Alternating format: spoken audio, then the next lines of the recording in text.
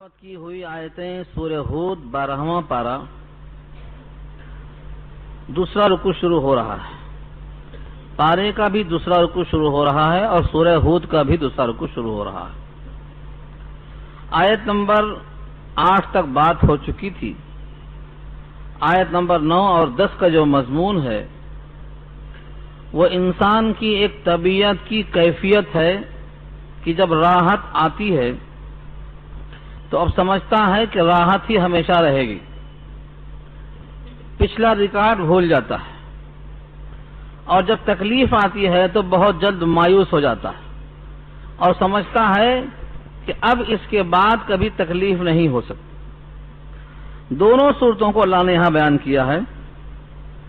وَلَئِنْ أَذَقْنَا الْإِنسَانَ مِنَّا رَحْمَةً، اور اگر ہم چکھا دیں انسان کو ہماری طرف سے کوئی رحمت یعنی مہربانی. مہربانی سے مراد کیا ہے؟ انسان کے فطرت اور انسان کی چاہت کے مطابق حالات ہم اس کے بنا دیں جس میں کوئی شریعت کی خلاف ورزی بھی نہ ہو. تو ایسے حالات کو انسان بڑی خوشحالی کے ساتھ گزارتا ہے. ثم نزعناها منه، پھر ہم اس کو چھین لیتے ہیں اس سے. اور چھیننے کی وجہ یہ ہوتی ہے کہ کوئی نہ کوئی سبب ایسا آ جاتا ہے جس کی بنیاد پر اس کے حق میں یہ بہتر ہوتا ہے کہ موجودہ خوشحالی کو ہم چھین لیں، ورنہ وہ آپے سے باہر ہو جاتا ہے.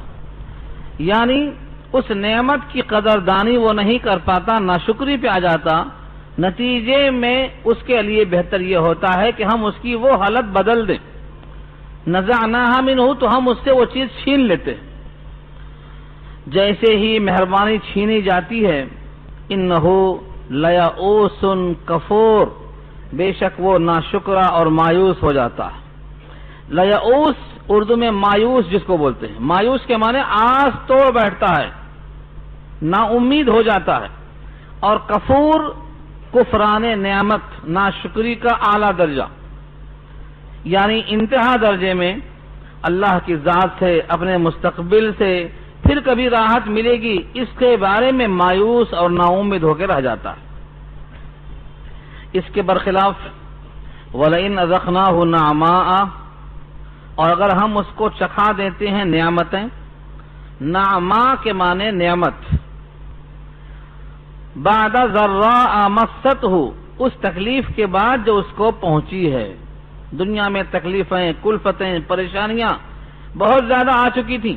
اب اس کے بعد ہم نے اس پر رحم و کرم کیا کہ نعمتوں سے نواز دیا. لَيَقُولَنَّ، تو اب یہ کہتا ہے ذَهَبَ السَّيِّئَاتُ عَنِّي، تکلیفیں ہم سے دور ہو گئیں، ہمارے برے حالات ختم ہو گئے، اب دوبارہ کبھی وہ حال نہیں آنے والا ہے. ایک معنوں میں انہو لفرح فخور، بے شک اب وہ خوش ہو کر فخر کرنے والا، اترانے والا، آپے سے باہر ہو جاتا ہے. یعنی پہلی صورت میں رحمت پہلے آئی، تکلیف بعد میں آئی تو مایوس ہو گیا، اور دوسری شکل میں پہلے تکلیفیں آئی، بعد میں نعمت آئی تو اترا کر آپے سے باہر ہو گیا. یہ دونوں انسان کی عجلت، انسان میں اللہ نے اجرت رکھا ہے، تعجیل. موجودہ چیز پر اتنا خوش ہوتا کہ پچھلا یاد نہیں آتا اور آئندہ کا اندیشہ بھی ذہن سے نکال دیتا ہے. موجودہ پر خوش نہیں ہونا چاہیے بلکہ موجودہ حال کو سامنے رکھ کر یہ دیکھنا چاہیے کہ پچھلا حال کیسا تھا اور آئندہ کیسا ہو سکتا ہے. یہ دونوں چیزیں یہاں بیان کی گئی ہیں. مگر کچھ انسان ایسے ہیں جو ان حالتوں سے دوچار نہیں ہوتے. ان کی طبیعتوں میں اللہ نے استقامت دی ہے. وہ ہمیشہ اپنے ماضی پر، اپنے حال پر، اپنے مستقبل پر نگاہ رکھتے ہیں اور عبرت ناک واقعات سے عبرت حاصل کرتے ہیں اور تاریخی حقائق پر نگاہ رکھ کر کے اپنا رخ متعین کرتے ہیں. ان کا اللہ نے استثناء فرمایا إِلَّا الَّذِينَ صَبَرُوا وَعَمِلُوا الصَّالِحَاتِ، مگر وہ لوگ جنہوں نے صبر کیا. صبر کیا جو اردو میں استعمال ہے، عربی میں اس سے زیادہ عموم اس کے اندر رکھا ہوا ہے. صبر کے معنی مزاج جو ناجائز خواہشات چاہتا ہے ان سے خود کو روکنا، یہ صبر ہے۔ شریعت کے خلاف طبیعت جو ناجائز تقاضا کرتی ہے ان سے خود کو روکنا، یہ صبر ہے۔ چھوٹے سے اس جملے میں آپ غور کریں تو اسلام کے پورے اصول سامنے آ جاتے ہیں۔ شریعت کے خلاف ناجائز تقاضے جو بھی دل میں آئیں اپنے آپ کو ان سے روک لینا، یہ صبر کہلاتا ہے۔ تو اللہ فرماتے ہیں کہ جو صابر بندے ہیں وہ اس سے مستثنا ہیں، وہ عامل الصالحات، اور جو نیک کام کرتے ہیں، صبر کرتے ہیں یعنی ناجائز خواہشوں کی تکمیل سے رکتے ہیں، اور عمل صالح یعنی جن چیزوں کے کرنے کا اللہ نے حکم دیا ہے اور وہ نبی صلی اللہ علیہ وسلم کے طریقے کے مطابق ہیں، ان تمام طریقوں کو اپناتے ہیں۔ یہ دو صفتیں ہیں، ایک صفت میں ناجائز امور سے بچنا، خواہشات کی تکمیل کرنے سے، اور دوسرے عمل صالح، ایسوں سے اللہ کا وعدہ ہے اولئک لہم مغفرۃ، انہی کے لیے مغفرت ہے، واجر کبیر، اور بہت بڑا اجر ہے۔ یہاں تک انسان کی ایک فطرت، جبلت اور خصلت کا تذکرہ تھا۔ جیسے ہی خوشحالی آئی ماضی کو بھول جاتا، اور جیسے ہی تکلیف پہنچی اتنا مایوس ہو جاتا ہے کہ اپنے رب کی قدرت پر نگاہ جاتی ہی نہیں، یعنی ہمیشہ اسباب پہ نگاہ رکھتا ہے، حالانکہ بہتر یہ ہوتا کہ مسبب الاسباب پہ نگاہ رکھتا تو نہ مایوسی ہوتی نہ آپے سے باہر ہوتا۔ اس کیفیت کو بیان کرنے کے بعد اشارہ کیا رب العزت نے نبی صلی اللہ علیہ وسلم کی طرف کہ آپ لوگوں کے بیجا مطالبات سے کبیدہ خاطر ہونے کی ضرورت نہیں ہے۔ یعنی کفار قریش کہتے ہیں اگر آپ اللہ کے نبی ہیں تو آپ کے ساتھ خزانہ ہونا چاہیے، آپ کے ساتھ فرشتہ ہونا چاہیے۔ خزانہ اس لیے تاکہ آپ خوشحالی کے ساتھ بیٹھ کر سکون سے کام کر سکیں، اور فرشتہ اس واسطے ہونا چاہیے تاکہ لوگوں سے وہ بولتا پھرے کہ یہ اللہ کے نبی ہیں اور ہم تصدیق کر رہے ہیں۔ یہ دونوں چیزیں نہیں ہیں، یہ دونوں مطالبات بیجا تھے۔ اس سے نبی صلی اللہ علیہ وسلم کو تکلیف ہوئی۔ اس تکلیف کی وجہ سے جو قلب کے اندر ایک قسم سے قدورت آتی ہے، اللہ تعالیٰ اس کو دور کرنے کے لیے اس آیت میں ان کے تمام مطالبات کو رد فرماتے ہیں۔ فَلَعَلَّكَ تَارِكٌ بَعْضَ مَا يُوحَىٰ إِلَيْكَ، فَلَعَلَّكَ، پس شاید کہ آپ تارکن چھوڑ دینے والے ہیں، بعض ما یوحیٰ الیک، بعض وہ احکامات جن کی وحی کی گئی ہے آپ کی طرف۔ ایسا تو نہیں ہے کہ اللہ کے جو احکامات آئے ہیں ان میں سے آپ کچھ کو چھوڑ دیں گے، کچھ کو نہیں چھوڑ دیں گے۔ کچھ سے مراد جو مطالبات تھے کفار قریش کے کہ جس آیت میں بتوں کی مذمت ہے وہ آپ چھوڑ دیں، ہمارے دین کے بارے میں جو سختیاں ہیں وہ چھوڑ دیں، ہمارے بتوں کے بارے میں بے بسی کا تذکرہ ہے اس کو آپ چھوڑ دیں۔ تو ان کی خواہش کے مطابق اگر ان آیتوں کو پیش کرنا آپ چھوڑ دیں تو بعض ما یوحیٰ الیک کو چھوڑنا ثابت ہوگا، یعنی جو اللہ کے احکامات آئے ہیں پہنچانے کے لیے ان کو ترک کرنا ثابت ہوگا، اور آپ ایسا تو نہیں کر سکتے۔ جب ایسا نہیں کر سکتے ہیں تو ان کے مطالبات سے دل تنگ ہونے سے فائدہ کیا؟ یہ کہا گیا اس آیت کے اندر۔ دوسری بات یہ کہ اگر خزانہ آ جائے اور خزانے سے آپ لوگوں کو دیتے جائیں بخشش، ان کے دماغ میں یہ تھا کہ جس طرح دنیا میں بہت سے بادشاہ ہیں اور ان کے پاس خزانے ہوتے ہیں، وہ اپنے دائیں بائیں آگے پیچھے کو خوب نوازتے ہیں، بخشش کرتے ہیں، اس سے ان کی بادشاہت کا اظہار ہوتا ہے۔ انہوں نے نبوت کو بادشاہت پر قیاس کیا کہ جیسے بادشاہ اپنی بادشاہت کے اظہار کے لیے بخشش کرتا ہے، خزانے کی ضرورت پیش آتی ہے، ایسے نبی اپنے نبوت کی اس بات کے لیے خوب خزانہ خرچ کرے۔ یہ ان کا مطالبہ بھی مستند ہے کہ بادشاہت اور چیز ہے، نبوت اور چیز ہے۔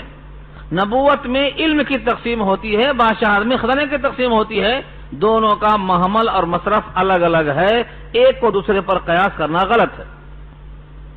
تیسرا جو مطالبہ تھا کہ فرشتہ ساتھ میں ہوتا اور ہم اس سے باتیں کرتے، فرشتے سے پوچھتے، وہ تصدیق کر دیتا تو ہم نبی مان لیتے. یہ مطالبہ بھی باطل ہے اور مسترد ہے. اس لیے کہ فرشتہ یا تو اپنے شکل میں ہوتا یا آپ کی شکل میں. آپ کی شکل سے مراد انسان. اگر وہ فرشتہ اپنی شکل میں ہوتا ہے یعنی فرشتے کی شکل میں تو تم اس کو دیکھ نہیں سکتے. تمہاری آنکھوں میں اتنی طاقت نہیں ہے کہ تم فرشتے کو دیکھ لیں. اور اگر وہ فرشتہ بجائے اپنی شکل میں ہونے کے تمہاری شکل میں یعنی بشکل انسان آتا، جیسے مریم کے پاس آیا بشکل انسان، فتمثل لها بشرا سویا، تو جب انسان کی شکل میں آتا اور تم سے بات کرتا تو تم کہتے کہ تم پتہ نہیں فرشتے ہو کہ انسان ہو، تم تو انسان دیکھتے ہو مجھے. تمہارا فرشتہ ہونا ہی مشکوک ہے. اس لیے فرشتہ اگر بشکل انسان آتا تو یہ اشکال باقی رہتا، لہذا تمہارا یہ بھی دعویٰ مسترد ہے. تو نبی صلی اللہ علیہ وسلم سے ان کی یہ خواہش تھی کہ کچھ آیتیں چھوڑ دو، بتوں کی مذمت کرنا چھوڑ دو، ہمارے دین کو برا بھلا کہنا چھوڑ دو تاکہ تھوڑا ہم آپ سے قریب ہو سکیں. اس آیت میں اللہ نے جواب دیا ہے فَلَعَلَّكَ تَارِكٌ، پس شاید کہ آپ ترک کرنے والے ہیں، چھوڑ دینے والے ہیں، بَعْضَ مَا يُوحَىٰ إِلَيْكَ، بعض وہ آیتیں یا وہ احکامات جو آپ کے پاس وحی کیے گئے یا وہی کیے جاتے رہیں گے. وَضَائِقٌ بِهِ صَدْرُكَ، اور تنگ ہونے والا ہے اس سے آپ کا سینہ، یعنی دل میں گھٹن، اضطراب. جب آدمی کوئی بات حل نہیں کر پاتا تو دل میں ایک گھٹن سی ہوتی ہے کہ ادھر ان کا مطالبہ ہے، ادھر اللہ کا حکم ہے، ادھر میرا فریضہ ہے. رسالت کا فریضہ تقاضا کرتا ہے کہ میں ہر بات پہنچا دوں. اگر میں نے کوئی بات چھپایا تو اللہ نے یہ واضح کہہ دیا ہے کہ اگر آپ نے ایک بات بھی چھپایا تو آپ نے رسالت کا حق ادا نہیں کیا، پورا پہنچانا ہے. ادھر ان کی خواہش ہے کہ ہمارے بارے میں، بتوں کے بارے میں کچھ آیتیں حذف کر دو تاکہ ہم آپ سے قریب ہو جائیں. ان کو ہم چھوڑ نہیں سکتے، چھوڑ دیں تو کام کن پر کرنا ہے. تو ان کو چھوڑنا مشکل ہے، وہی کو بدلنا مشکل ہے، اور اس کے بغیر یہ لوگ مانتے نہیں ہیں. ان کا منوانا ہمارے واسطے مشکل ہے. اس طرح سوچ سوچ کر طبیعت میں جو کبیدگی آتی تھی اللہ نے یہاں پر اسی کا تذکرہ فرمایا ہے. ان یقولوا، کہ وہ لوگ کہتے ہیں لولا انزل علیہ کنز، کیوں نہیں نازل کیا گیا آپ پر خزانہ. کنز، کنز کے معنی وہ خزانہ جو کنز ہو، ختم ہی نہ ہو. اگر ختم ہو جائے تو کنز نہیں ہوتا. جس مال کی زکوٰۃ نہ دی جائے اسے حدیث میں کنز کہا جاتا ہے، اور جس مال کی زکوٰۃ دی جائے چاہے وہ کتنا ہی ہو اس کو کنز نہیں کہا جاتا. گویا مال حرام اگر ہے تو اس کو اب کنز کہیں گے، کیونکہ اگر وہ زکوٰۃ نکالتے رہے تو وہ خزانہ اللہ کے ہاں شرعی طور پر حلال ہوتا ہے، اس کو کنز نہیں کہیں گے. او جاء معہ ملک، یا آیا ہوتا آپ کے ساتھ کوئی فرشتہ اور وہ فرشتہ ساتھ ساتھ رہتا اور یوں کہتا کہ دیکھو اللہ کے نبی ہیں، ان کی بات تسلیم کر لو. انما انت نذیر، اس کے سوا کچھ نہیں کہ آپ نذیر ہیں. دوسری آیتوں میں نذیر کے ساتھ بشیر بھی آیا ہے، مگر یہاں صرف نذیر ہے. اس کی وجہ کیا ہے؟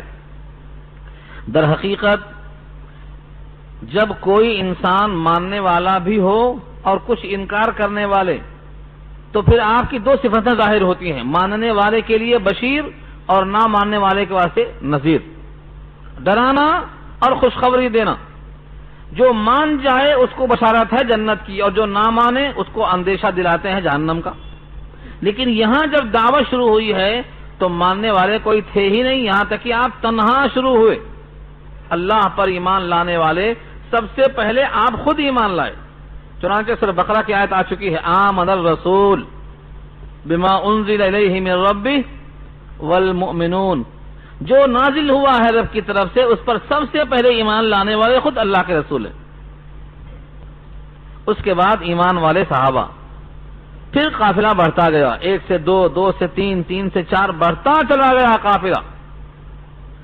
لیکن پہل کرنا سب سے پہلے آپ نے خود اسے قبول کیا ہے.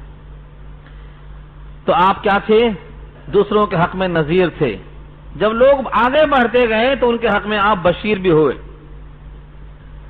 واللہ علی کل شیء وکیل، اور اللہ ہر شے پر وکیل ہیں. کیا مطلب وکیل کا؟ وکیل کہتے ہیں کار ساز، وکیل کہتے ہیں کام بنانے والا، پورا اختیار رکھنے والا ہر شے پر تو صرف اللہ ہے. یہ ہے وکیل. یعنی اے نبی آپ نذیر ہیں، پہنچانے والے ہیں، لیکن مکمل کفالت کرنا، کام بنا دینا، کارساز ہونا، جس کو چاہے ایمان سے نواز دینا، یہ کام صرف اور صرف اللہ کے قبضے قدرت میں ہے. آپ صرف دلائل کی بنیاد پر پیغام کو پہنچائیے. اب یہاں پر ایک اشکال یہ تھا کفار قریش کا کہ یہ کلام الہی ہے، ہم کیسے تسلیم کریں؟ آپ کے پاس خزانہ نہیں، آپ کے پاس فرشتہ نہیں، آپ ہماری طرح ایک انسان ہیں، کچھ باتیں پیش کر رہے ہیں، اس سے ہم آپ کو اللہ کا نبی کیسے تسلیم کر لیں؟ چنانچہ انہوں نے کہا کہ جو آپ آیتیں پیش کر رہے ہیں یہ در حقیقت گڑھ کے لائے ہیں، آپ کا اپنا کلام ہے، اللہ کا کلام نہیں ہے، یہ آپ کا اپنا کلام ہے. اس کو اچھی طرح سے دیکھیں. آج بھی اس تحدی اور چیلنج کے لیے آپ کو تیار ہونا پڑے گا. آج بھی بہت سے لوگوں کو اشکال ہے، جتنے ہندوستان میں دعویٰ کرتے ہیں کہ اس میں سے 100 آیتیں نکال دو، اگر ان کا ایمان یہ ہوتا کہ یہ کتاب اللہ کی ہے تو یہ دعویٰ ہم سے نہیں کرتے. ان کا بھی عقیدہ یہی ہے کہ یہ کتاب اللہ کی نہیں ہے، انسانوں نے گڑھ کر پیش کیا ہے، لہذا وہ 100 آیتیں نکالنے کا مطالبہ ہم سے کر رہے ہیں. یہ کفار قریش سے چلا آ رہا ہے. تفصیلی بحث میں کر چکا ہوں سورہ توبہ میں. تو وہ کہتے تھے کہ یہ قرآن اللہ کا کلام نہیں ہے بلکہ یہ نبی خود گڑھ کے پیش کر رہے ہیں. ہاں آج بھی کفار یہی کہتے ہیں. اس کے لیے قرآن نے ایک چیلنج کیا ہے اور وہ آج تک باقی ہے اور قیامت تک باقی رہے گا. اس چیلنج کو قبول کرنے والے نہ پیدا ہوئے ہیں نہ پیدا ہوں گے. اگلی آیت اسی کے جواب میں ہے. ام یقولون افترا، کیا وہ لوگ کہتے ہیں افطرا کہ اس کو گڑھ کر پیش کیا ہے؟ افطرا کے معنی جھوٹ کہنا، یعنی یہ قرآن اللہ کا ہے کہہ رہے ہیں جبکہ خود ان کا اپنا کلام ہے. اس عمل کو افطرا پردازی تعبیر کرتے ہیں. تو اس کا جواب کیا ہو؟ اب ہم کہیں گے نہیں یہ کلام اللہ کا ہے اور وہ کہیں گے نہیں یہ کلام محمد کا ہے صلی اللہ علیہ وسلم. تو فیصلہ کیسے ہوگا؟ اس کے لیے اللہ نے مضبوط دلیل پیش کیا. چلو ٹھیک ہے، اگر یہ کلام اللہ کا نہیں ہے، تمہارے عقیدے کے مطابق محمد مصطفیٰ صلی اللہ علیہ وسلم نے اپنے طور پر بنا کر پیش کر دیا ہے، تم یہی تو بولنا چاہتے ہو کہ اپنا کلام ہے. تو چلو ٹھیک ہے، وہ بھی ایک انسان ہے اور تم بھی اہل عرب میں سے تم بھی انسان ہو، ان کی زبان بھی عربی ہے، تمہاری زبان بھی عربی ہے. اگر ایک شخص ایسا کلام پیش کر سکتا ہے تو ایسا کلام تم بھی پیش کر سکتے ہو. اور ایک اللہ کو چھوڑ کر بقیہ دنیا میں جتنے انسان ہیں، جتنے جنات ہیں، بلکہ جن کو تم جمع کرنا چاہتے ہو سب کو جمع کر لو مدد کرنے کے واسطے، پھر ایسا کلام لا کر پیش کر دو. پورا قرآن کریم پیش نہیں کر سکتے ہو تو کم سے کم 10 سورتیں لے آؤ. 10 سورتیں نہیں پیش کر سکتے ہو تو کم سے کم 1 سورت پیش کر دو. 1 سورت بھی پیش نہیں کر سکتے ہو تو پھر ہمارے دعوے کو تسلیم کر لو کہ یہ انسان نہیں بنا سکتا اور یہ انسانی کلام نہیں ہو سکتا. اگر یہ انسانی کلام ہے تو پھر تم بھی تو انسان ہو، سارے انسان مل کر ایسا 3 آیتوں پر مشتمل ایک سورہ والعصر کی طرح بنا کر لے آؤ. انا اعطینا بنا کر لے آؤ. قرآن کریم نے پہلے 10 سورتیں کہا، جیسا کہ یہاں آیت آئی.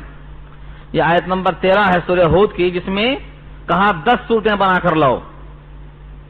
سورہ بقرہ میں آپ پڑھ چکے ہیں آیت نمبر 38 میں کہ کوئی 1 سورت بنا کر لے آؤ. اور سورہ یونس میں آپ پڑھ چکے ہیں، وہاں بھی آیت آ چکی ہے کہ کوئی بھی 1 سورت بنا کر لے آؤ. اور 10 سورتیں بنا کر لانا، 1 سورتیں بنا کر لانا، سارے انسان مل کر لے آؤ. قرآن نے چیلنج کیا ہے اگر جن و انس سارے مل جائیں، قل لئن اجتمعت الانس والجن على ان ياتوا بمثل هذا القرآن لا یأتون بمثلہ ولو کان بعضهم لبعض ظہیرا. اگر سارے دنیا کے جنات اور انسان اکٹھا ہو جائیں، متحد ہو جائیں اس بات پر کہ ایسا کلام بنا کر لائیں گے تو نہیں لا سکیں گے. اس جیسا کلام نہیں لا سکیں گے اگرچہ وہ سب ایک دوسرے کے مددگار اور پشت پناہ بن جائیں. سارے وسائل، ساری قوتیں، ساری صلاحیتیں، ساری توانائیاں سب مل کے کھپا دیں، ایسی 3 آیتیں بنانے پر قادر نہیں ہیں. تو اس کا مطلب کیا ہوا؟ تمہارا شک کرنا بے موقع ہے. اگر تم اپنے دعوے میں سچے ہو تو تم بھی انسان ہو، ایسا کلام بنا کر پیش کرو. ام یقولون افترا، کیا وہ کہتے ہیں کہ اس کو گڑھ لیا ہے انہوں نے؟ قل، اے نبی آپ کہہ دیجئے، فأتو، لے آؤ تم، بعشر سور مثلہ، اس جیسی 10 صورتیں. عشر کے معنی 10 اور سور جمع ہے سورتن کی، سوار، 10 صورتیں. بمثلہ، اس جیسا. اس جیسے سے مراد کیا ہے؟ اس کلام میں جو اعجاز ہے، جو صداقت ہے، جو بلاغت ہے، اس کے اندر جو سچائی ہے، اس میں ماضی کی حکایتیں ہیں، آئندہ کی پیشین گوئیاں ہیں، ضرب الامثال ہیں، اور جتنی باتیں کہی گئی ہیں سب شک سے بالا تر ہیں، لا ریب فیہ کا مصداق ہیں. اس میں کجی تلاش کریں گے تو نہیں ملنے والی ہے. ایسا کلام یہاں مراد ہے بمثلہ سے، بالکل ایسا ہی پیش کر کے لاؤ. مفتریات، جو تمہارا گڑھا ہوا ہو. جس طرح اس کلام کو محمد صلی اللہ علیہ وسلم نے گڑھ کر پیش کیا ہے تمہارے عقیدے کے مطابق، تم سب مل کر کے بھی خالی 10 صورتیں ایسی گڑھ کے لے آؤ. اور وَادْعُوا مَنِ اسْتَطَعْتُم مِّن دُونِ اللَّهِ، اللہ کو چھوڑ کر بلا لو جن کو بلا سکتے ہو. وَادْعُوا مَنِ اسْتَطَعْتُم، استطاعت کے معنی طاقت رکھنا، جس کو تم بلا سکتے ہو بلا لو اللہ کو چھوڑ کر. ان کنتم صادقین، اگر تم سچے ہو اپنے اس دعوے میں کہ یہ کلام الہی نہیں ہے اور یہ کلام محمد ہے، اس میں تم سچے ہو، لاؤ 10 آیتیں چن کر لے آؤ. یہ 10 آیتیں نہیں لا سکے تو اللہ نے سورہ یونس میں کہا ہے کہ چلو 10 صورتیں نہیں، 1 صورت لے آؤ. 1 صورت میں بھی کون سی؟ چھوٹی سے چھوٹی جامع صورت، انا آتینا کل کوثر، خانے کعبہ پر لکھ کر لگا دیا تھا کئی مہینے تک کہ کوئی ہے اس کا جواب پیش کرنے والا. اس کو دیمک کھا گئی، اتنا دن تک لٹکا رہا لیکن کوئی جواب لے کر حاضر نہیں ہوا. بہتوں نے کوششیں کی، ان تمام کوششوں میں وہ لوگ خود اپنے آپ پر ہنستے رہے کہ یہ کیا بنائے. ایک صاحب بنا کے لائے تھے الفیل، ملفیل. وما ادراک ملفیل، ہاتھی. تم نے کہا جانا کیا ہاتھی؟ یہ بنا کر لائے تھے وہ الفیل ملفیل. وما ادراک ملفیل لہو خرطوم طویل ولہو ذنب قصیر، یہ بنا کر لائے تھے. ہاتھی ہے ہاتھی، تم نے کیا جانا ہاتھی؟ اس کو ایک لمبی سونڈ ہے اور ایک چھوٹی سی دم ہے. پھر خوب ہنسے کہ ہم نے کیا بنایا. یہ جواب ہے انا آتینا کا.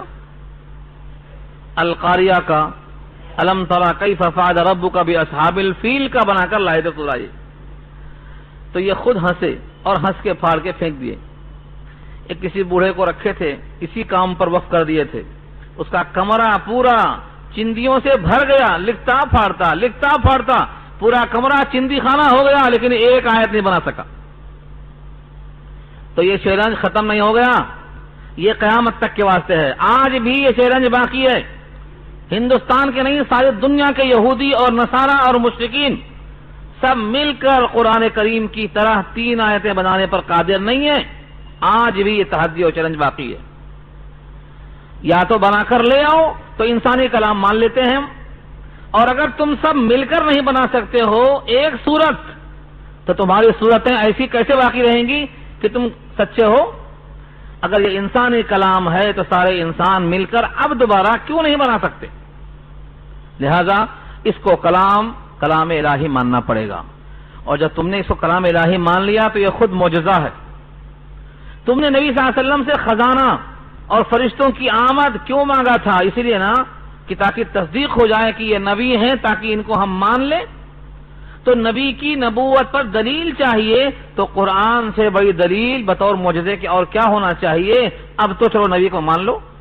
یہ آگے فرمایا اللہ نے فَإِن لَّمْ يَسْتَجِيبُوا لَكُمْ، پس اگر وہ آپ کا چیلنج قبول نہ کریں، فَإِن لَّمْ، فَإِن میں جو نون ہے حذف ہو گیا ہے ادغام کی بنا پر، فَإِن لَّمْ يَسْتَجِيبُوا لَكُمْ، پس اگر وہ قبول نہ کر سکیں تمہارے لیے تمہارا چیلنج، فَاعْلَمُوا، تو اچھی طرح جان لو، انما انزل بعلم اللہ، کہ بے شک یہ نازل کیا گیا ہے اللہ کے علم کے ساتھ، یعنی اللہ کے علم سے یہ قرآن نازل ہوا ہے اور کسی بندے کا افترا اور گڑھا ہوا کلام نہیں ہے. وہ اللہ الہ الا ہو، اور یہ کہ نہیں کوئی معبود مگر وہی، یعنی یہ کلام اسی کا ہے جو سب کا معبود ہے، غیر معبود اس کلام کو نہیں بنا سکتا. فہل انتم مسلمون، کیا تم اب ہو ماننے والے؟ کیا تم اب ہو اطاعت کرنے والے؟ کیا تم ہو اب اسلام قبول کرنے والے؟ یعنی تمہارا دعویٰ جو کچھ بھی تھا چیلنج کے ساتھ تمہارے سامنے پیش کر دیا گیا ہے. اگر تم سچے طالب ہو اور نبی کی نبوت کو سچا ماننے کے لیے معجزات طلب کرتے تھے تو اب مان لو. اگر تم نے اب بھی نہیں مانا تو ہم سمجھیں گے تمہارے مطالبات سب ہر درمی پر مبنی ہیں، اور ہر درم آدمی تمام دلائل سننے کے بعد بھی انکار ہی کرتا رہے گا، اس سے ماننے کی امید نہیں ہے. لہذا اب فرشتہ بھی آئے تو کیا حاصل، خزانہ بھی آ جائے تو کیا حاصل، اب تم ماننے والے نہیں ہو، تمہاری ہر درمی کا کوئی علاج نہیں ہے. اب یہاں سے انسان کی دوسری فطرت کہ دنیا کی حیات چاہتے ہیں، دنیا کے خزانے چاہتے ہیں، اور چاہتے ہیں کہ دنیا کے اندر اتنی زیادہ خوشحالی آ جائے کہ ہم سب سے فائق اور برتر ہو جائیں. زندگی کے سارے اعمال کا صلہ دنیا ہی میں چاہتے ہیں. انسانوں کی دو شکلیں ہیں، ایک انسان اپنے عمل کا فائدہ دنیا میں بھی چاہتا، آخرت میں بھی چاہتا، اور ایک انسان اپنے عمل کا فائدہ صرف دنیا ہی میں چاہتا. اللہ فرماتے ہیں ہم دونوں پر قادر ہیں، ہمارے پاس دونوں قدرت ہے. من کان یرید الحیات الدنیا وزینتہا، جو لوگ چاہتے ہیں دنیا کی حیات اور اس کی زینت کو، یعنی اس کی بہاریں، اس کی رونق، نوفی الیہم اعمالہم فیہا، ہم بھرپور دیتے ہیں ان کی طرف ان کے اعمال کا صلہ اسی دنیا میں. فیہا سے مراد دنیا، نوفی الیہم اعمالہم، بھرپور دیتے ہیں ہم ان کو ان کے اعمال کا صلہ اسی دنیا میں. وہم فیہا لا یبخسون، اور وہ لوگ اس دنیا میں گھٹائے نہیں جائیں گے، یعنی کچھ کمی نہیں کی جائے گی. اس کا مفہوم سمجھو. بہت سے لوگ دنیا میں عمل کرتے ہیں کہ دنیا ہم کو ملے، ان کو ہم دنیا ہی میں دے دیں گے. اب بہت سے سوال کر سکتے ہیں لوگ کہ بھائی دنیا میں بہت لوگ محنت کرتے ہیں، دنیا چاہتے ہیں، لیکن سب کو دنیا نہیں ملتی. بہت سے لوگ محنت کرتے ہیں لیکن دنیا ان کو نہیں ملتی. اور یہاں کہا گیا ہے کہ جو دنیا چاہتے ہیں، اس کی بہاریں چاہتے ہیں، تو ان کے اعمال کا بدلہ دنیا ہی میں ہم ان کو چکا دیتے ہیں اور کچھ کمی نہیں کرتے. یہ دو شرطوں کے ساتھ ہے، دو شرطوں کے ساتھ. ایک تو اللہ کی مشیت، دوسرے اس بندے کی حیثیت اور حالت. اللہ کی مشیت اگر ہے تو ہم اس کا بدلہ دنیا ہی میں دیتے ہیں، یہ مراد ہے. اللہ کی مشیت نہیں ہے تو سارے اعمال کر جاؤ، نہیں ملنے والا ہے. جتنا لکھ دیا اللہ نے اتنا ہی ملے گا. اور ایک بندے کی حالت، اس سے مراد یہ ہے اگر بندے کو ہم دیں، کتنا دیں، اس کی صلاحیت کیسی ہے، کیا وہ برداشت کر سکے گا. جیسے ایک بلب ہے، اس کے اندر کتنے واٹ کی گنجائش ہے، اس سے زیادہ ہوا تو یہ بلب پھوٹ جائے گا. گنجائش سے زیادہ ہم اس کو نہیں پلا سکتے. جیسے وہ بادشاہ کے پاس فقیر آیا تھا، اس نے کہا بادشاہ مجھے 1 روپیہ دے دے. بادشاہ نے کہا 1 روپیہ مانگنا تھا تو میرے پاس کیوں آئے، بہت ملتے باہر دینے والے 1 روپیہ. تو کہا ٹھیک ہے 1 بادشاہ دے دے. بادشاہ نے کہا تیرے دونوں سوال رد. پہلا سوال میری شان کے خلاف کیا اور دوسرا سوال تیرے حال کے خلاف کیا. 1 روپیہ دینا میری توہین ہے اور بادشاہت دینا تیرے اوپر بار ڈالنا ہے، تو برداشت نہیں کر سکتا، چل نکل باہر یہاں سے. تو بتانا یہ ہے کہ اللہ تعالیٰ بندے کو اس کی محنت کے مطابق اس کا ظرف دیکھ کر چاہتے ہیں تو دیتے ہیں. اگر چاہتے ہیں کہ یہ بندہ اس کو برداشت نہیں کر سکتا ہے تو اس کو عطا نہیں فرماتے. کیا بادشاہت آپ نہیں چاہتے؟ سب بادشاہت چاہتے ہیں، لیکن جب سلیمان نے مانگا تو دے دیا، اور آپ مانگتے تو نہیں ملتی. کیوں نہیں ملتی؟ دیتے ہیں بادہ خار قدح خار دیکھ کر، پیالہ دیکھ کر ڈالتے ہیں لوگ. برتن آپ کا چھوٹا ہے تو اس میں چائے کم ڈالیں گے. آج کل تو پینے کی چائے پلاسٹک والی آتی ہے، بہت چھوٹی سی، ہاتھ جلنے کا ڈر. اس کو آپ چاہتے ہیں کہ بھر دے تو ہاتھ سے گر جائے گی، چھوٹا سا پیالہ آپ کا. تو آدمی کا ضرب بہت چھوٹا ہے. جب سلیمان نے مانگا تو اللہ نے عطا کر دیا. سلیمان نے کہا ایسی حکومت، ایسی سلطنت، ایسی بادشاہت کہ اب میرے بات کسی کو مناسب نہ ہو، اور تو دے سکتا ہے، تو قادر مطلق ہے، تو وہاب ہے. رب هب لي ملكا لا ينبغي لأحد من بعدي انك انت الوهاب.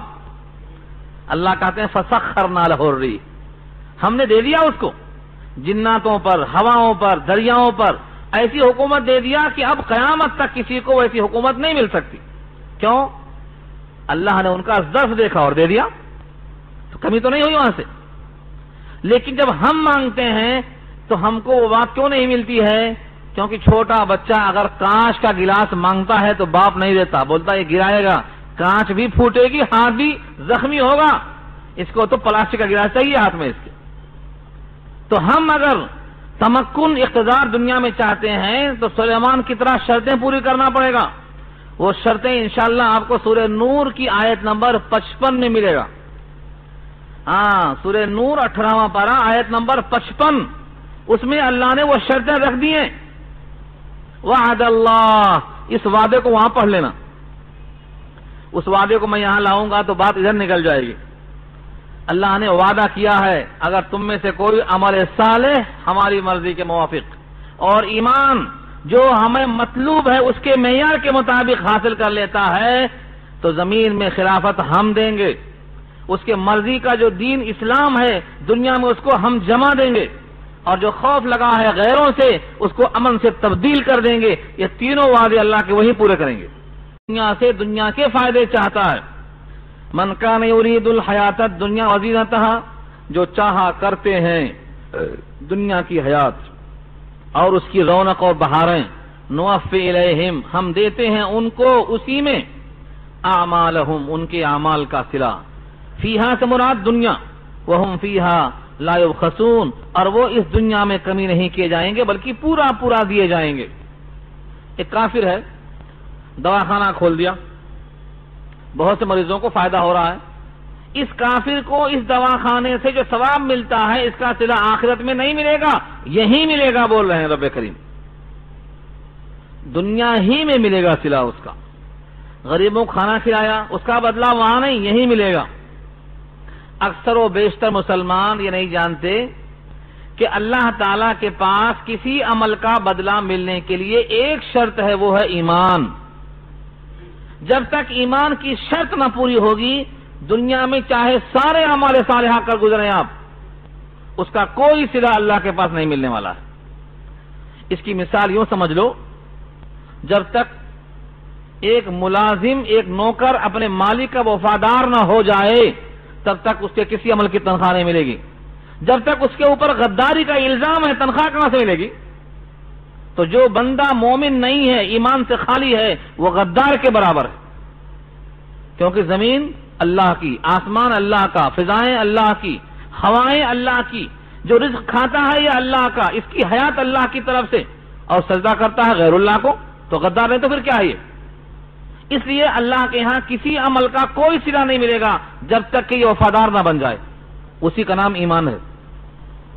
جیسے اس دنیا میں کسی غذا کے اور کسی دوا کے فائدہ کرنے کی پہلی شرط کیا ہے کہ جسم میں جان باقی ہو. جسم میں جان نہیں ہے، حیات ختم، تو آپ کتنا ہی اچھی غذا استعمال کریں، کتنی اچھی دوا استعمال کریں، اس جسم کو کوئی فائدہ نہیں. تو جسم کے فائدے کے لیے غذاؤں کا فائدہ کب حاصل ہوگا؟ جب جان باقی ہو. ایسے ہی اعمال صالحہ کا فائدہ کب ہوگا؟ جب ایمان باقی ہو. بندہ مومن اس کا حقدار بنتا ہے. اللہ نے یہ وعدہ کیا ہے، اولئک الذین لیس لہم فی الآخرۃ الا النار، وہی لوگ ہیں کہ نہیں ہے ان کے لیے آخرت میں سوائے جہنم کے کچھ بھی نہیں. کیا مطلب ہوا؟ دنیا میں ان کے اعمال کا بدلہ ہم چکا دیتے ہیں، ان کے لیے آخرت میں سوائے نار کے اور کچھ نہیں. اور جو اعمال کیے تھے وہ حبط ما صنعوا فیہا، اور حبط ہو گئے وہ سارے کے سارے عمل جو کیا تھا انہوں نے دنیا میں، وہ باطل اور باطل ہو گئے. ما کانوا یعملون، جو کیا کرتے تھے. یعنی سارے اعمال باطل، سارے کرتوت اکارت اور حبط ہو گئے. اب سوائے جہنم کے کوئی سلا نہیں ملنے والا ہے. خشاف اس آیت سے اشارہ کرتے ہیں کہ یہ کافر کے لیے ہے، کافر کے لیے ہے. ورنہ مومن کتنا ہی گناہگار ہو، دھلائی کے بعد بہرحال کسی نہ کسی وقت جنت میں آئے گا اپنے ایمان کے طفیل میں. اور یہاں اللہ فرماتے ہیں اس کے لیے جتنے عمل کیے تھے سب حبط ہو گئے اور باطل ہو گئے، اور سوائے نار کے کچھ بھی حاصل نہیں ہونے والا ہے. تو یہ تو انجام کافر ہی کا ہو سکتا ہے، مومن کا نہیں ہو سکتا ہے. یہ عام تفسیر میں ملتا ہے. ایک اور تفسیر کیا ہے اس کی بات شارحین نے، اور وہ یہ کہ یہ اس مومن کے لیے بھی ہے جو اپنے دنیا میں نیک اعمال کا صلہ دنیا ہی میں چاہتا ہے. اس مومن کے لیے جو دنیا میں اپنے نیک اعمال کا بدلہ دنیا ہی میں چاہتا ہے، اور ایک بار نہیں، ہمیشہ. کیونکہ من کان یرید میں ایک تو کانا ہے جو استمرار آتا ہے، یریدو مضارع ہے. یریدو کے ساتھ جب کانا لگتا ہے تو کانا یرید کے معنی چاہا کرتا تھا، ایک بار نہیں، روٹین تھا اس کا. جب بھی کوئی نیک کام کیا تو اس سے آخرت نہیں چاہتا، دنیا چاہتا. یعنی دنیاوی لحاظ سے دنیا کا اتنا خوگر ہے کہ اپنے ہر نیک عمل کا بدلہ دنیا ہی میں چاہتا تھا، آخرت سے آخرت میں اجر نہیں چاہتا تھا، ہمیشہ دنیا میں چاہتا تھا. تو ایسے شخص کا صلہ آخرت میں نہیں ملے گا. کب تک؟ جب تک کہ اس برے انجام کو نہ پہنچ جائے، یعنی گناہ کے بقدر دھلائی نہ ہو جائے. جب دھلائی ہو جائے گی، اب اگر اس میں ذرہ بھی ایمان کا باقی ہے تو اب دھلائی کے بعد جنت میں آ سکتا ہے. یہ اس کے واسطے کہا گیا. تو گویا دو قول ہو گئے. اگر یہ کافر کے لیے ہے تو کوئی مسئلہ ہی نہیں، اور اگر یہ مومن کے لیے ہے جو اپنے عمل کا صلہ دنیا میں چاہتا ہے آخرت کے بجائے. حضرت ابو ہریرہ اس کو پڑھ کر روتے تھے اور فرماتے تھے کہ دنیا میں مومن کے نیک عمل کا بدلہ دنیا ہی میں مل جانے کا مطلب یہ ہے کہ آخرت میں اس پر اجر نہیں ملے گا. اب اس کی مثال میں ابو ہریرہ نے حدیثیں نقل کی ہیں. اس آیت پر آپ کو تفسیر مظہری میں بہت سی روایتیں مل جائیں گی، کچھ میں سنا دیتا ہوں آپ کو. وہ حدیث بڑی مشہور ہے کہ اللہ تعالی محشر کے میدان میں عالم کو، شہید کو، سخی کو، تینوں کو بلائیں گے. عالم سے پوچھیں گے تم کو میں نے علم دیا تھا، کیا کیا؟ وہ کہے گا پروردگار میں نے علم کو تیرے بندوں تک پہنچایا، اس پر عمل کیا، جتنے طریقے ہو سکتے تھے علم پر عمل کرنے کے میں نے سب پہ عمل کر لیا. اللہ پوچھیں گے تیرا مقصد کیا تھا؟ تیرا مقصد یہی تھا کہ تجھ کو لوگ بڑا عالم کہیں؟ وہ تو کہا جا چکا. تیرے اس عمل کا تجھے صلہ دنیا میں اس شکل میں کہ تو بڑا عالم کہا گیا مل چکا. اب اس عمل پر میرے پاس کیا اجر ملے گا؟ تم نے تو اس عمل کا صلہ وہیں وصول کر لیا، لہذا اس عمل پر میرے پاس تیرے لیے کچھ بھی نہیں ہے. حکم ہوگا فرشتوں کو کہ اس کو لے جاؤ جہنم میں ڈال دو. دوسرا شہید کہے گا میرے اللہ میں نے اپنی جان کی پرواہ نہیں کی، تیرے لیے اپنی جان کھپا دی. اللہ فرمائیں گے مگر مقصد کیا تھا؟ یہی نا کہ تجھ کو لوگ بہادر کہیں، بڑا شجی کہیں، بڑا سورما کہیں. وہ تو کہا جا چکا، تم نے اس عمل کا صلہ وصول کر لیا، اب اس عمل پر میرے پاس تیرے لیے کچھ بھی نہیں. فرشتوں کو حکم ہوگا جہنم میں ڈال دو، آدھے منہ گھسیٹ کر جہنم میں ڈال دیا جائے گا۔ سخی کو بلایا جائے گا، سخی سے کہیں گے میں نے مال دیا تھا، کیا کیا تم نے؟ اللہ تیرے بارگاہ میں جتنے نیک کام تھے، تعمیر مسجد ہو، تعمیر مدرسہ ہو، مسافر خانہ ہو، غریب خانہ ہو، کتنے کھانے تیار کیا میں نے، ہر کار خیر میں لگاتا رہا۔ اللہ فرمائیں گے مقصد کیا تھا؟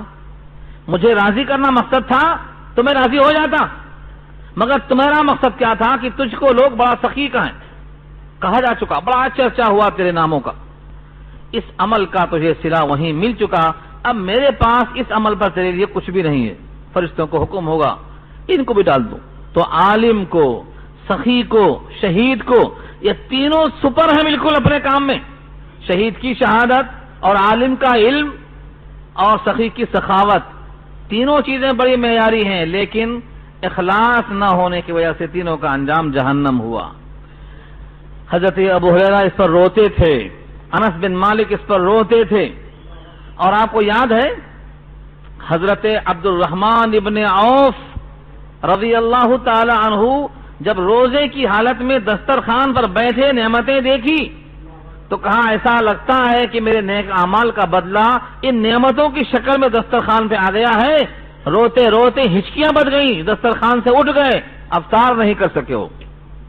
اور پھر قرآن کی وہ آیت پڑھتے گئے جو سورہ احقاف پارہ 26 میں آنے والی ہے، اذهبتم طیباتکم فی حیاتکم الدنیا واستمتعتم بها، تم نے تو اپنی نیکیوں کا بدلہ دنیا ہی میں حاصل کر لیا تھا، اسے خوب مزہ اڑا لیا تھا، اب کیا لینے آئے ہو؟ اسی لیے نیک کام کے لیے، کوئی بھی نیک کام ہو، اعلیٰ سے اعلیٰ درجے کا ہو، پہلی شرط یہ ہونا چاہیے کہ یہ اللہ کے لیے ہے۔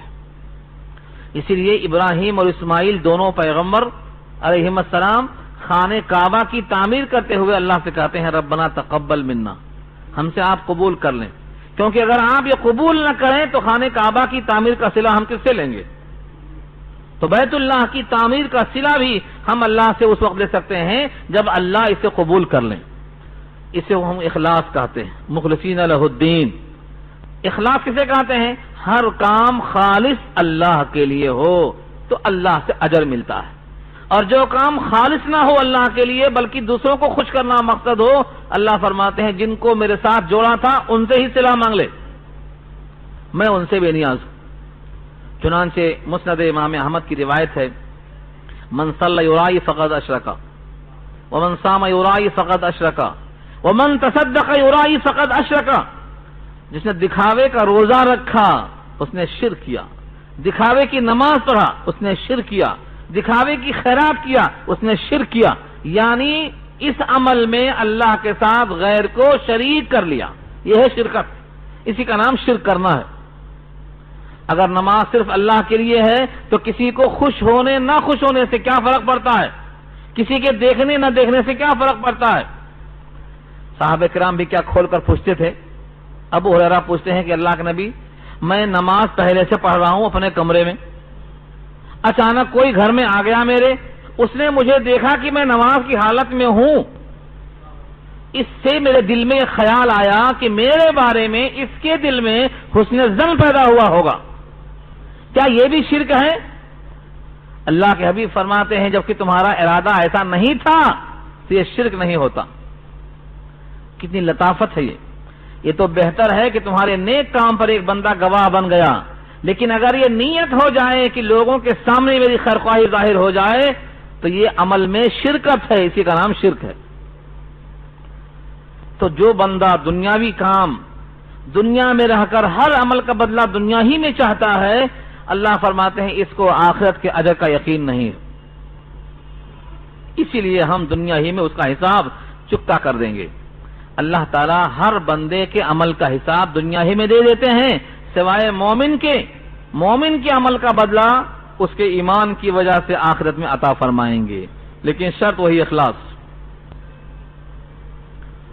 اب آگے تول کر رکھ دیا اللہ نے ترازو میں دو انسان، افمن کان علی بینۃ من ربہ، کیا بھلا وہ شخص جو اپنے رب کی طرف سے کسی بینہ پر ہو، کسی دلیل پر ہو، یعنی قرآن کریم کی ہدایت کے مطابق ہو، یہ مطلب ہے بینہ کا.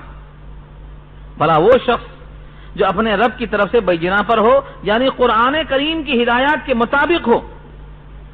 وَيَتْلُوهُ شَاهِدٌ مِّنْهُ وَيَتْلُوهُ شَاهِدٌ مِّنْهُ، اور اس کے ساتھ ساتھ ہو اس میں سے ایک شاہد. کیا مطلب ہوا؟ یعنی قرآن کریم کی شہادت اس کے ساتھ ساتھ ہو، قرآن کریم کی شہادت اس کے ساتھ ساتھ ہو. یتلو، تلا یتلو کے معنی ساتھ ساتھ رہنا، پیچھے پیچھے رہنا. قرآن کریم خود اس کے ساتھ ساتھ موجود ہے اپنے معجزات کے ذریعے سے. ومن قبل ہی کتاب موسیٰ، اور اس سے پہلے موسیٰ کی کتاب امام تھی. ورحمت، امام و رحمہ کے معنی وہ کتاب امام تھی یعنی رہنمائی کا ذریعہ تھی، اور اس پر عمل کے سلے میں وہ ذریعہ رحمت بھی تھی. اولئک یؤمنون بہ، وہ لوگ ہیں جو اس قرآن پر ایمان لانے والے ہیں. ایسے لوگ اس قرآن پر ایمان رکھتے ہیں. کیا مطلب ہوا؟ پہلے سے یہ دلائل پر ہیں، قرآن کریم کے ساتھ ساتھ چلتے ہیں. پہلے سے کتاب جو موسیٰ کی تورات تھی اس کو رہنمائی کی کتاب مان کر اس کے ہدایت پر چل کر رحمت کے مستحق بنتے ہیں. بھلا یہ برابر ہیں کیا ان کے جو قرآن کو نہیں مانتے؟ جو قرآن کو مانتے ہیں وہی مومن ہیں. وَمَن يَكْفُرْ بِهِ مِنَ الْأَحْزَابِ، اور جتنے لوگ انکار کریں گے فرقوں میں سے، جماعتوں میں سے، بڑے بڑے گروہوں میں سے، فَالنَّارُ مَوْعِدُهُ، تو آگ ان کا موعد ہے، آگ ان کے وعدے کی جگہ ہے. فَالنَّارُ مَوْعِدُهُ، موعد کے معنی وعدہ پورا کرنے کی جگہ یا وعدہ پورا کرنے کا وقت اور زمانہ. ظرف زمان بھی ظرف مکان بھی دونوں کی گنجائش. فَالنَّارُ مَوْعِدُهُ، تو دوزخ ان کے وعدے کی جگہ ہے. یعنی جتنی جماعتیں ہیں، جتنے فرقے ہیں، جتنے گروہ ہیں، یہ ترجمہ کس کا ہے؟ احزاب کا. احزاب جمع ہے حزب کی، گروہ، ٹولیاں، جماعتیں، فرقے. جتنے لوگ قرآن کریم کا انکار کریں گے ان کا ٹھکانہ جہنم ہے. فلا تکو فی مريۃ منہ، پھر اے نبی صلی اللہ علیہ وسلم آپ کسی شک میں نہ رہیں اللہ کی طرف سے قرآن کے بارے میں. انہ الحق من ربک، بے شک وہ حق ہے آپ کے رب کی طرف سے. ولکن اکثر الناس لا یؤمنون، لیکن اکثر لوگ ایمان نہیں رکھتے، اکثر لوگ اس کتاب پر ایمان نہیں رکھتے. آج بھی اکثریت ایمان نہیں رکھتی. قرآن کریم پر ایمان لانے والے اکثریت میں نہیں ہیں، اقلیت میں آج بھی. اور جو قرآن کریم پر ایمان رکھتے بھی ہیں ان کا یہ حال ہے علی وجہ البصیرت، پورے قرآن سے واقف نہیں، اور دوسرے اپنی خواہشات پر تولتے ہیں، جتنا خواہشات کے مطابق موافق پاتے ہیں اس پر عمل کرتے ہیں، بقیہ کو چھوڑ دیتے ہیں انجان مار کے. یہ قرآن کریم کی اتباع نہیں ہے بلکہ خواہشات کی اتباع ہے. اللہ نے ان کا حال بیان کیا ہے جو یہ دعویٰ کرتے ہیں کہ اللہ پر یہ جھوٹ ہے، افترا ہے. جو شخص اللہ پر جھوٹ باندھے اس سے بڑا ظالم اور کون ہو سکتا ہے؟ سوال کیا اللہ نے. یعنی اگر یہ قرآن اللہ کا کلام نہ ہو، بفرض محال نبی نے گڑھ کے پیش کر دیا ہو اور کہہ دیا ہو کہ یہ اللہ کا کلام ہے، تو اللہ پر تہمت ہے، اللہ پر افطرا ہے، اور ایسا کرنے والا سب سے بڑا ظالم ہو سکتا ہے. یہی مضمون یہاں بتایا گیا.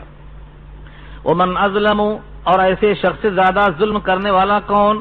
ممن، اس سے، افترا علی اللہ کذبا، جو اللہ پر جھوٹ باندھتا ہے.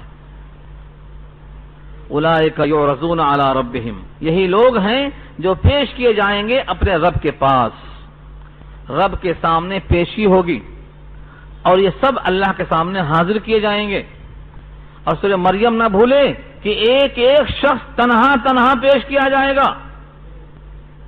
اللہ نے واضح کیا، یہ مت سمجھو بڑی بھیڑ ہوگی اور ایک ہی دن میں حساب ہوگا ہم چھپ جائیں گے. پہلے تو اس زمین کو اللہ بدل دیں گے، کیونکہ اس میں غار بھی ہے، پہاڑ بھی ہے، چھپنے کی جگہیں بھی ہیں، دریا بھی ہے، ٹیلا بھی ہے، نشیب و فراز بھی ہے. اللہ فرماتے ہیں اس زمین کو ہم بدل دیں گے. یوم تبدل الارض غیر الارض، یہ زمین نہیں رہے گی، بدل دی جائے گی. اور فرمایا سورہ انشقاق میں وَإِذَا الْأَرْضُ مُدَّتْ، زمین کو لمبا ربڑ کی طرح دبا کر چوڑا کر کے کھینچ دیا جائے گا، پوری زمین مسطح ہوگی. اب اس کے بعد فرمایا سورہ مریم میں وَكُلُّهُمْ آتِيهِ يَوْمَ الْقِيَامَةِ فَرْدًا، فردا مانے فردن فردن، ایک کو ایک اللہ بلائیں گے، تو یہ پیشی ہوگی اللہ کے سامنے۔ وَيَقُولُ الْأَشْهَادُ، اور گواہی دینے والے فرشتے کہیں گے هَؤُلَاءِ الَّذِينَ كَذَبُوا عَلَى رَبِّهِمْ، یہی لوگ ہیں جنہوں نے جھوٹ کہا تھا اپنے رب کے اوپر۔ گواہی آ جائے گی فرشتوں کی اور آواز آئے گی نتیجے میں الا لعنت اللہ علی الظالمین، آگاہ رہو بے شک پھٹکار ہے، لعنت ہے اللہ کی ایسے ظالموں پر۔ وہ ظالم کیسے تھے، ان کے اعمال کیا تھے؟ الذین یصدون عن سبیل اللہ ویبغونها عوجا، جو لوگ روکتے ہیں اللہ کے راستے سے اور تلاش کرتے ہیں اس میں کجی، کس میں؟ قرآن میں کجی، اسلام میں کجی، نبی کی ذات میں کجی، سنت میں کجی، ان میں ٹیڑھاپن تلاش کرتے ہیں۔ وَهُمْ بِالْآخِرَةِ هُمْ كَافِرُونَ، حالانکہ وہ لوگ آخرت پر یقین نہیں رکھتے بلکہ انکار کرتے ہیں، اسی اپنے کفر کو چھپانے کے لیے کجی تلاش کرتے ہیں، شبہات تلاش کرتے ہیں۔ اللہ فرماتے ہیں اولئک لم يكونوا معجزین فی الارض، وہی لوگ ہیں کہ جو زمین میں عاجز نہیں کر سکتے، زمین میں عاجز نہیں کر سکتے۔ وما كان لهم من دون اللہ من اولیاء، اور نہیں ہے ان کے لیے اللہ کے مقابل میں کوئی دوست۔ یضاعف لهم العذاب، ان کے لیے کئی گنا ہو جائے گا عذاب۔ یضاعف کے معنی کئی گنا کرنا، جیسے سود خور سود کو مضاعف کر کے کھاتے، آپ نے 100 روپے لیا 110 ہو گیا، ادا نہیں کر سکے تو اب سود لگائیں گے 110 پر تو کہیں گے 140 ہو گیا، اب ادا نہیں ہوا تو سود لگائیں گے 140 پر تو کہیں گے 150 ہو گیا۔ اس طرح سے مضاعف کہتے ہیں کئی گنا کرنا۔ یضاعف لهم العذاب، ان پر بھی عذاب کئی گنا ہوگا، عذاب بڑھتا ہی چلا جائے گا۔ ما كانوا يستطيعون السمع وما كانوا يبصرون، وہ طاقت نہیں رکھتے ہیں سننے کی اور نہ طاقت رکھتے ہیں دیکھنے کی، یعنی اناد نہ، طبیعت کے اندر اناد اور ضد، حد درمی، اتنی زیادہ نفرت ہے کہ وہ حق کو سننے کی طاقت نہیں رکھتے، حق کو دیکھنے کی طاقت نہیں رکھتے۔ یہ کافروں کے بارے میں کہا جا رہا ہے، لیکن آج آپ غور کریں ماحول پہ تو اناد، بدگمانی پہلے سے لوگوں میں اتنی زیادہ ہے کہ وہ قرآن کریم کی محفلوں میں بھی آنے سے کتراتے۔ کیا سمجھتے ہیں کہ قرآن کریم کے ذریعے سے گمراہی ملتی ہے؟ قرآن کریم تو اللہ نے کہا ہے کہ ہدایت کی کتاب ہے، ہدی للمتقین کہا، ہدی للناس کہا، ان ھذا القرآن یہدی للتی ہی اقوم کہا۔ یہ قرآن تو سراپا ہدایت ہے، سراپا رحمت ہے۔ ھذا کتاب مبارکم کہا اللہ نے، بابرکت کتاب ہے یہ، لیکن کچھ لوگ کہتے ہیں یہ کتاب سے لوگ گمراہ ہوتے ہیں۔ گمراہ کون ہوتے ہیں؟ جو فاسق ہیں، نافرمان ہیں، جن میں آخرت کا خوف نہیں ہے، وہ گمراہ ہوتے ہیں۔ وما يضل به الا الفاسقین، اگر اس کتاب سے سب گمراہ ہوتے تو اللہ نے گویا کیا نازل کیا؟ ذریعہ گمراہی۔ یہ تو اللہ پر الزام ہے، نعوذ باللہ۔ یہ کتاب ذریعہ ہدایت ہے، ذریعہ گمراہی نہیں ہے۔ اس سے گمراہ وہ ہوتے ہیں جو فاسق ہوتے ہیں۔ وما يضل به الا الفاسقین، قرآن نے خود جواب دیا ہے اس کا۔ اس لیے اس کتاب سے اناد رکھنا، اتنا رکھنا کہ سننے کی توفیق نہ ملے، یہ درست نہیں ہے۔ دل کھول کر، ذہن صاف کر کے، اپنے دل کے دریچے کھول کے قرآن کریم سے ہدایت طلب کرنا انبیاء کی سنت ہے، اولیاء کی سنت ہے، سب نے اسی قرآن سے ہدایت طلب کی ہے۔ خود اللہ کے نبی کا ارشاد پیچھے سن چکے ہیں آپ، ان اتبعوا الا ما یوحى الی، میں تو وہی کرتا ہوں جو مجھے وہی آتی ہے، میں تو وہی کو فالو کرتا ہوں۔ لہذا اگر اس کتاب سے گمراہی ملتی ہے تو فالو کرنے والے کو آپ کیا سمجھ رہے ہیں؟ نعوذ باللہ من ذالک، اس کتاب کا جو حق تھا ہم سے ادا نہیں ہو رہا۔ اس کتاب کا حق یہ تھا کہ اپنے شب و روز میں سے پوری طاقت کے ساتھ اس کتاب کے ساتھ انہماک ہوتا، تاکہ اس کتاب سے استفادہ کر کے اپنے دل کو منور کرتے، ایمان کو پختہ کر لیتے اور اللہ سے تعلق مضبوط کر لیتے۔ جب بندہ اس کتاب کو پڑھتا ہے تو گویا وہ اللہ سے ہم کلام ہوتا ہے۔ تو جو عناد کی وجہ سے اس قرآن کو سننے کی طاقت نہیں رکھتے، اس کو دیکھنے کی طاقت نہیں رکھتے، ان کا حال اللہ بیان کرتے ہیں۔ اولئک الذین خسروا انفسهم، وہی لوگ ہیں جنہوں نے برباد کر لیا اپنے آپ کو، برباد کر بیٹھے اپنے آپ کو، خسارے میں ڈال لیا اپنی جان کو.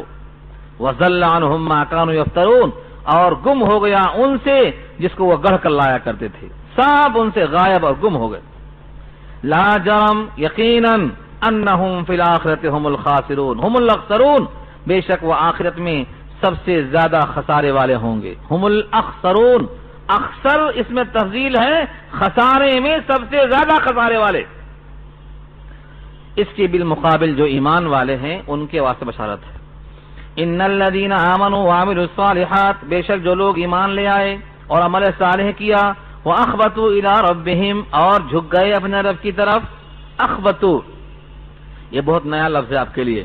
اخبتوا اس کے معنی آتے ہیں اپنے آپ کو اور اپنی ذات کو اللہ کے لیے جھکا دینا، اپنی انا کو قربان کر دینا.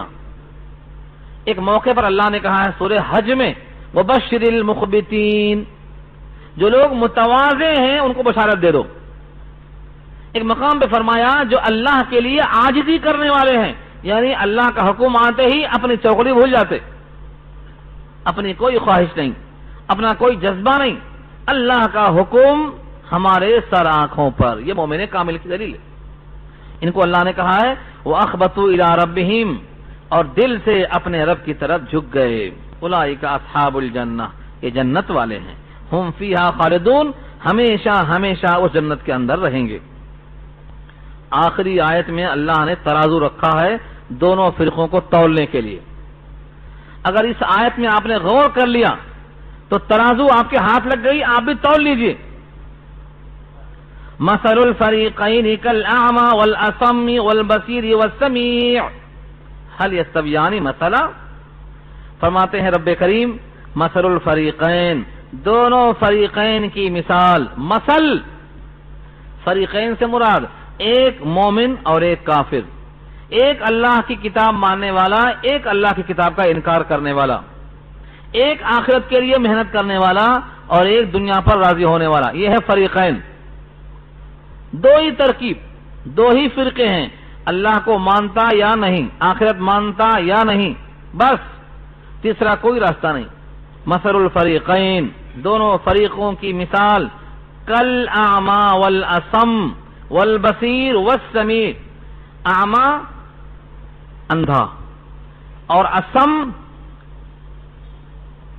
کون ہے یہ اسم؟